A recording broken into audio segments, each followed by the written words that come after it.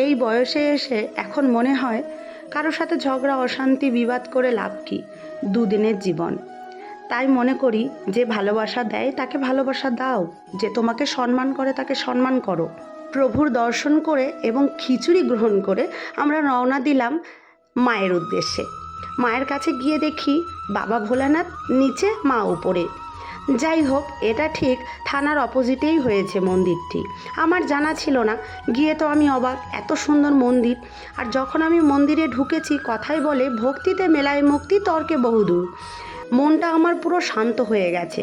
ওখানে আমাদের গ্রুপের দিদিরা একটু বসলো, আমি কয়েকটা ছবি তুলে নিলাম। ছবি না তুললে হয়, মায়ের মন্দিরে এসেছি বলে কথা। সেই ছোটবেলায় ঠাকুমা বলতো, ধৈর্য সহ্য শক্তি রাখো, মেয়ে মানুষ বলে কথা, তবেই জীবনে বড় হতে পারে। আমাদের জীবনে এমন কিছু অশান্তির সৃষ্টি হয়ে থাকে যা বলা বাহুল্য।